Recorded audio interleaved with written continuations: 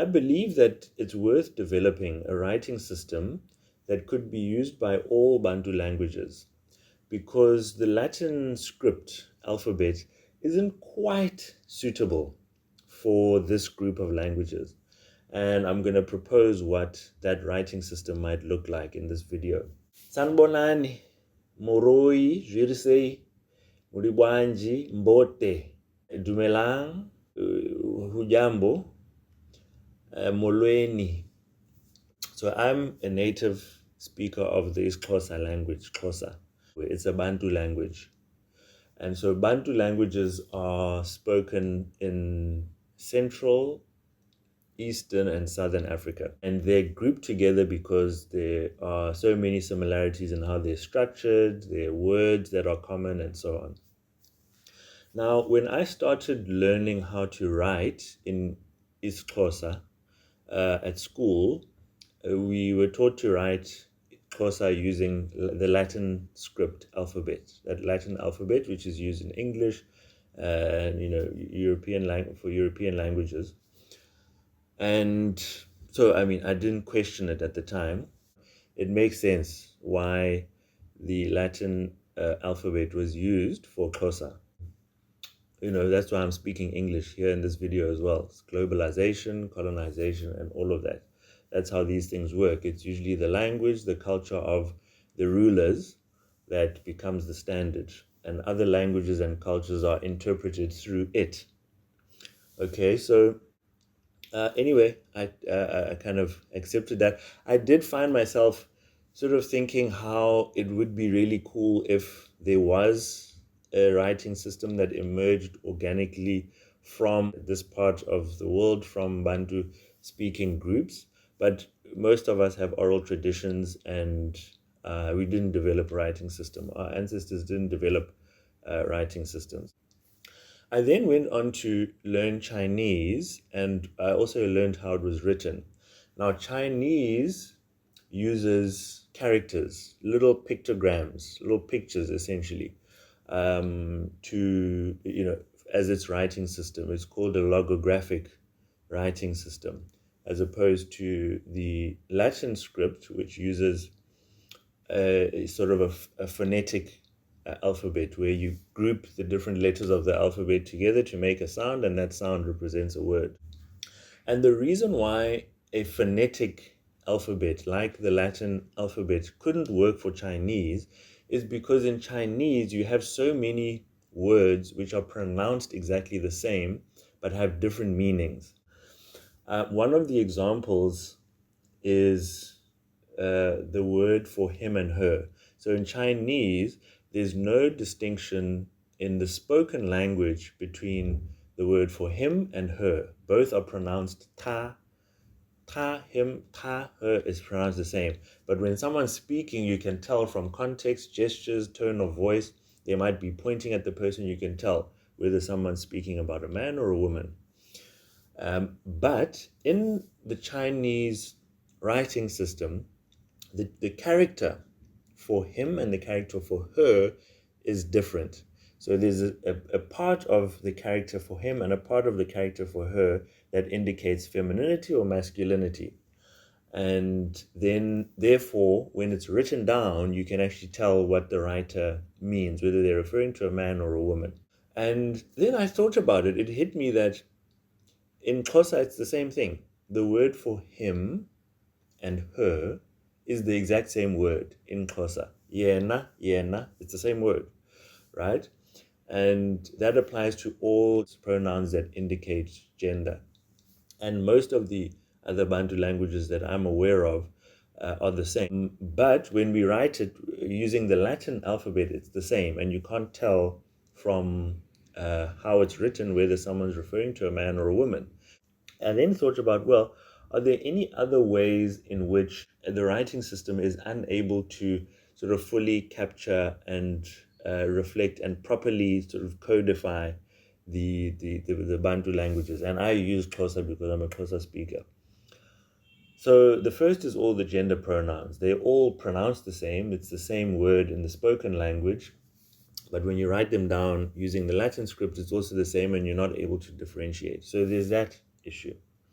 Then there's prefixes. So in Xhosa, we have different prefixes for different groups of nouns. So the prefix for izinja, dogs, plural of dogs is izi. But then this same sound, easy, for example, for izinja, you also find in other words. So, for example, the word for izinyo is a singular tooth, right? Easy, but the same sound appears there. Or izile, which is that it came. None of those, izinyo and izile, none of those have anything to do with the plural of a certain group of nouns, but it's still the same sound. And it's written exactly the same in the Latin script alphabet. When you read this IZI sound, your brain goes in all these different directions, and you're asking yourself, are we talking about nouns? Are we talking about like this kind of tooth application? Or are we talking about something else?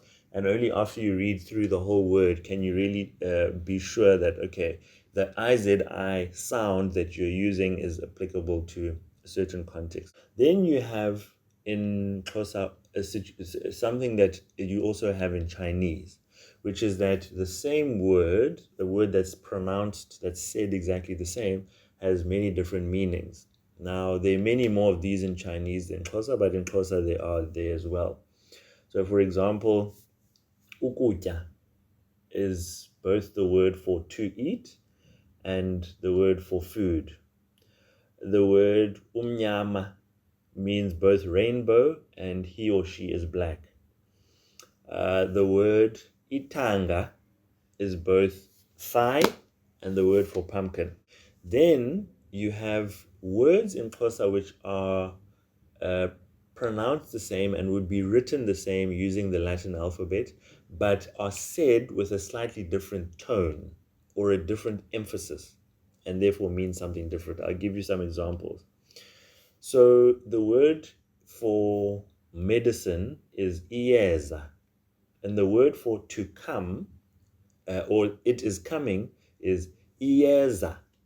So you have iyeza, which is medicine, iyeza, it is coming. Different tone, but using the Latin script, it would be written Iyeza, and you wouldn't be able to really differentiate unless you had more context. So the word for forgot and it is a breast, like a breast, is the same. Libele, it is a breast. Libele, forgot. The word for mother and the word for the plural of you, nina, is mother. Nina is you, plural, right? But it would be written the same using the Latin script alphabet. And so those are just some examples in which the nuances in the spoken language can't actually be transferred to text using the Latin script alphabet. And so obviously the reason is because this alphabet was developed with other languages in mind. Okay, it was developed with Latin in mind and so on, and it's been repurposed for Bantu languages, and it kind of works, but obviously not quite. As far as I'm aware, many of the other Bantu languages I have some understanding of, like Kiswahili, Sesotho, Chivenda, Shona, Lingala. It's the same situation. There's some of the same ways in which the Latin alphabet falls short.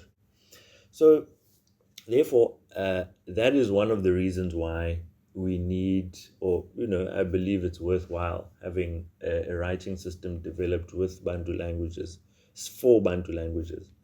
So that's the first. It's a practical reason.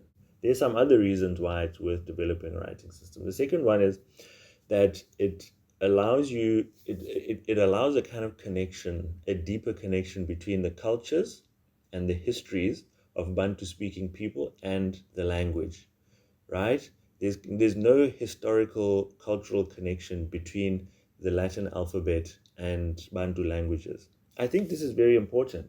When I read Chinese literature, the characters used, right? Somehow the characters make the text come alive in a different way to when I read an English translation of that same text. Okay?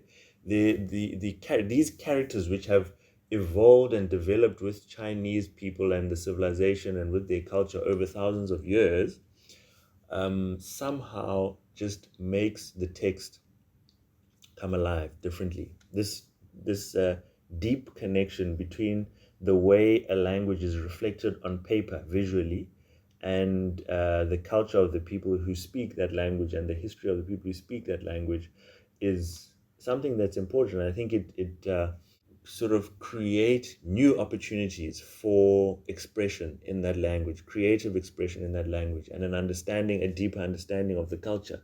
Now, a third reason is that Bantu languages are all very similar actually. So sometimes when I speak to other Bantu language speakers, we're always surprised by how similar our languages are.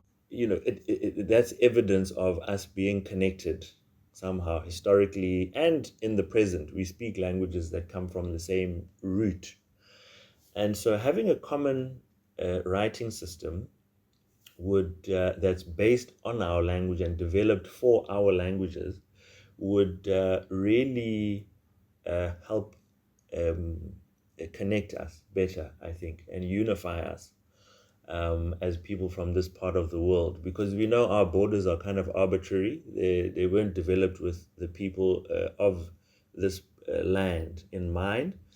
And so while we're divided by these borders, having something like literature, a writing system to connect us and to really demonstrate our connectedness, I think is worth having.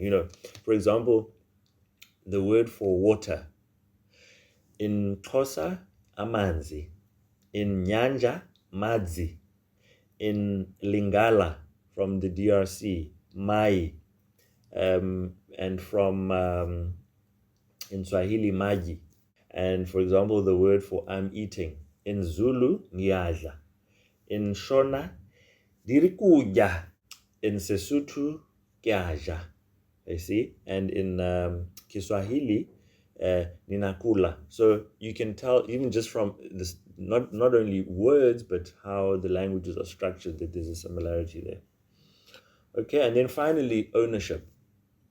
Ownership is another reason why it's worth developing a writing system for Bantu languages. The sense of a sense of ownership over your language, its literature, I think has an important role to play in shaping people's sense of identity, pride, dignity, and connection to their culture. So I think what happens with a lot of people when they think about the fact that we don't have writing systems as Bantu speaking people, you say, well, because one wasn't developed historically, years and years ago, that's kind of just how it is. It's an end of history type thing. Well, because didn't happen in history, we can't do it. Now, of course, we can do it now. And there have been some writing systems that have been developed for Bantu languages. Mwangwekwo writing system developed for Malawian languages. Mandombe writing script developed for languages in Central Africa, and the Ditematsa Dinoko writing system, okay, developed in the 2010s. These the first two I mentioned were developed in the 70s, and then Ditematsa Dinoko is a writing system developed in the 2010s. So they are there. But all of these that I've mentioned are like syllabic phonetic writing systems, and that means that they aren't really applicable to all Bantu languages. Okay, so now I'm going into how I would structure a writing system for that would be applicable to all Bantu languages. So the first thing is that I think it needs to be symbol based, right? So it needs to be made up of little pictograms and symbols, because this would mean that someone who speaks Lingala and someone who speaks Sesotho could read the same character in their own language with their own pronunciation without any issue. So if you had the symbol, let's say for water, in Lingala, mai, the word is mai. In Sesotho, that word is metsi, right? So you can see the common root, but the pronunciation is very different. But written down, it would be the same symbol, a Lingala speaking person would read it as mai, a Sesotho speaking person would read it as metsi. You don't have to kind of accommodate the different sounds and different pronunciations that exist in the different languages. So a teacher teaching the writing system would teach a Lingala speaking child that this character is pronounced mai here in this part of the world. They would teach a Sesotho speaking child that this character, written the same, is pronounced metsi in this part of the world, right? And so then you're able to actually use a single writing system for all Bantu languages which are structured the same. Okay, so that's the first thing. So I think it needs to be logographic, like it needs to be symbol based and not a phonetic writing system. The other reason I think that needs to be the case is because our ancestors communicated stories and ideas using pictures, patterns, and symbols. If you think about the cave painting in parts of southern Africa, where uh, images were painted on caves thousands, tens of thousands of years ago, right? Images of people, animals, and so on, telling a story. So from that already you can tell that our ancestors used images, pictograms, to convey ideas and tell stories, patterns as well. If you look at the patterns on the sides of Ndebele huts, their patterns on the side, those patterns are used to convey, those patterns have meanings and are used to convey ideas. And so the symbol-based writing system is suitable because it's rooted in our history and how our ancestors would convey ideas visually. So I would call the writing system in isiXhosa, I would call IsiNtu, or in Kiswahili, Rokitu, or, because in most Bantu languages, the word for people is Bantu. And so this Ntu part, Bantu, it's a common word, I think, across most Bantu languages. For people, it's some variation of the sound of Bantu, Watu. So the language itself would be called IsiNtu. And I would draw the symbol for this language, draw it in the shape of a human figure that kind of resembles the figurines, clay and gold figurines that were found at Mapungubwe between the years 1030 and 1290 Common Era. Okay, so it would be like the symbol of a person, a human figure, and then it would be the symbol for a mouth that would sit above it to indicate that we're talking about a language. And so this is what it would look like. Okay, so there is the symbol of the person, the arms, the body, the legs, and there is a mouth, like a human mouth speaking. And so you'd use this radical, it would sit above any symbol for any other language. So if we're writing a symbol for the French language, for example, this part would be different because we're not talking about IsiNtu, we'd be talking about French, but this would be on top of it for any language. So you're speaking about a language, right?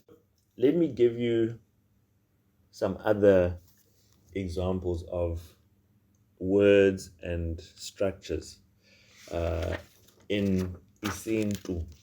Pronouns. We first have an indication of whether the word is referring to a male or a female using a little symbol on top, a radical, right? So that's referred to as a radical. So this would sit at the top of a symbol to indicate whether one's referring to a man or a woman. And the male and female radicals are based on the hairstyles of the Himba people, who are mostly in Namibia and Angola.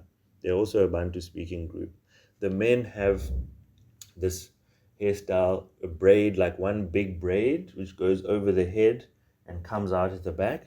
And the women have these long hairs with like little puffs at the bottom. Okay, so there you can see the radicals are based on the way they style their hair. See, the male one and the female one, those two things with the little puffs at the bottom. Google that, Himba hairstyles, it's amazing. Right, so the character for he, she, u is that radical with a circle, with a sideways oval at the bottom, indicating most Bantu people wear some sort of beads or neck piece. And so this shows that we're talking about a person, something that sits around the neck. We're talking about a person that is upright, something that rests on upright shoulders. His, hers, possession is the male or female radical at the top, and then a pouch at the bottom indicating possession, because when you possess something, it's in your pouch. See, so there's the symbol for his, hers, and you'd see the same pouch symbol appear when you're talking about possession. Theirs, it's indicating possession. Him, her, yena, that radical, and then a cross with a line underneath. The cross indicates that many Bantu people wear beads across the body like that. So that sort of X type symbol is used for him, her. Then mna has these two curved lines with a line through it, because when we're referring to ourselves, usually put some sort of hand on the chest. So those curved lines indicate a chest. There, so you see mna and I, ndi. See how they're written? So the mna has that cross as well, because it's na. That na sound is in yena, mna, ni, na. All of those sounds would have this cross with the line below it. When you singular, you plural. We'd be able to, it's the same character but with one dot or three dots above, right? So the one dot indicates singularity and the three dots indicate plurality. Some nouns, okay? So the first is that we would have a symbol which indicates whether we're talking about singular or plural. So for singular, we'd use a one dot above the symbol, and for plural, we'd use three dots.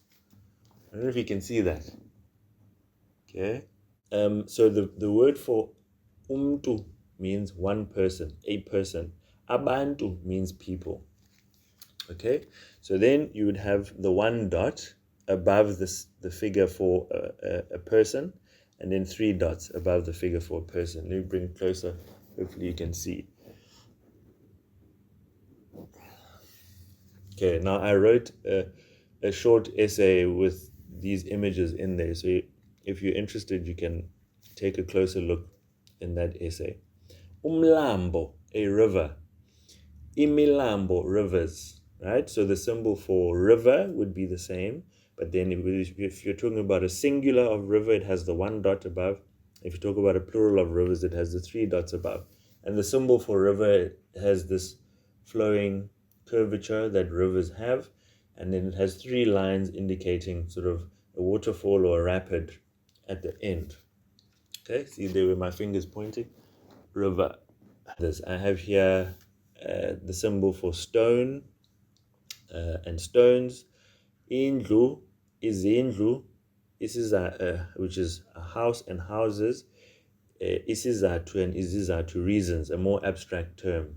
So the way I came up with the symbol for reason is that you have an open circle which represents imbizo, which is a community gathering where people would be making a case, communicating ideas to their community.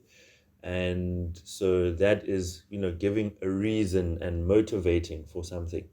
And then at the bottom, there are two symbols for staff, like a stick with a knop at the end, which is that your reasoning has to pass through, people who are holding the staff. So they can either choose to accept your reasoning or deny it. Those three at the bottom. In Swahili, the symbol for the word for house and houses is the same. So not all Bantu languages differentiate between singular and plural in the spoken form of the language.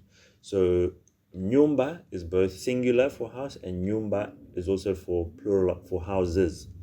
Therefore, you need a writing system that's able to differentiate between those. So the symbol for house with the one dot above and for houses with the three dots above, for Swahili writers, they'd be able to write that character And someone would know from reading whether they're talking about one house or two houses. Whereas if they use the Latin script, the reader wouldn't necessarily know without greater context. Okay, there's house, and it's like the symbol for a hut with a little door. Oh, my arm is shaking. Some verbs. So firstly, we need a symbol to indicate tense, whether you're doing something now, you're doing something in the past, or you're doing something in the present. That would be a dash with a curved line on the left to indicate past, just a dash, or a dash with a curved line on the right to indicate future. And that would be a radical that sits above the verb character. So, for example, the character, so that's what I mean there. See these radicals? Yeah. Okay. Then the character, so let's use the word, the example of eating. To eat, ukutya, would be a circle with another circle inside. This is the mouth, the first circle, and the second circle is the food in the mouth. And there's a circle above those two circles which indicates the nose. In the Xhosa language, okuya phansi kwempumlo, that which goes between the nose is, below the nose is food, right? So that would be that character over there, okay? I hope you can see it. And then, so then the character for I am eating would be ndiatya. And so you'd have the character for D, so I, and then eating with just the one dash above it to show that it's happening in the present tense. See? Okay, and then for I have eaten in the past, it's the I, and then the eating symbol, and then at the top, it's the dash with the line on the left to indicate that it was in the past. And I will eat is the same, but at the top is the radical, the dash, and a curved line on the right. You see the logic? You get it? If you don't get it, forget about it. And then to walk is the human figure, a leg and another leg, but the leg has an ass. You know, Bantu people, we many of us are endowed with shapely bottoms, and it's a matter of pride. You know, if you've been endowed with a nice ass, it's something to be proud of. And so, also in the cave paintings I spoke about, the human figures there were all drawn with bottoms, the men and the women. And so that's here in the figure for to walk. And in the same way, I am walking in the present as the one, just the dash, as the radical on top to show present tense. Past tense, curvature on the curved line on the left of that radical. Future tense is the curved line on the right.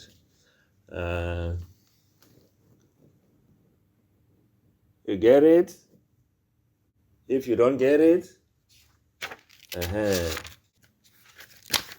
that's what I would propose. Those are the beginnings. Obviously, there's a lot more to be said about it, and a lot more that thinking that would have to go into putting a writing system like this together.